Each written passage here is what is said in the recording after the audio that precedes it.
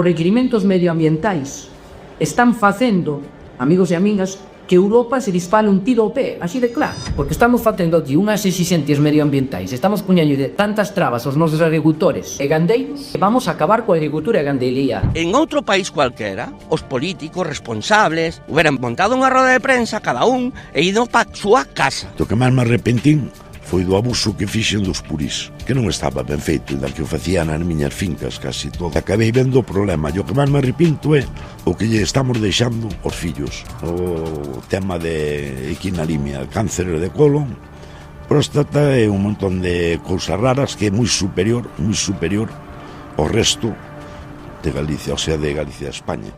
Saúdos, o pasado 11 de xullo o Tribunal Superior de Xustiza de Galicia ditaminou unha sentenza histórica. Condenaba a Xunta de Galicia e a Confederación Hidrográfica Miño-Sil, dependente do Goberno de España, pola súa inacción ante a contaminación no encoro das Conchas. Esta inacción trouxo consigo un deterioro dos dereitos fundamentais dos veciños demandantes. Tanto a Xunta como a Confederación Hidrográfica Miño-Sil anunciaron que a van recorrer. Esta sentencia que xa dixen ao principio que ten importancia e relevancia por poñer un problema, sacalo do submundo e poñelo enriba da mesa, encima do debate.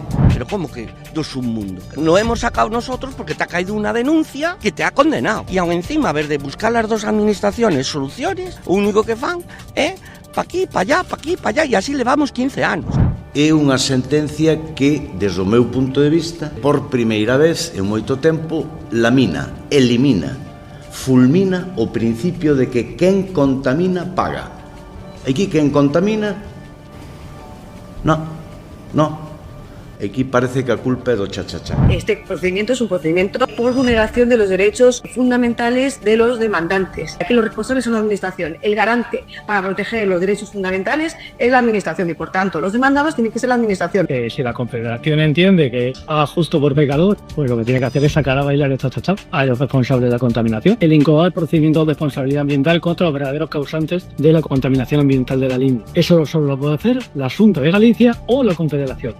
Que lo hagan.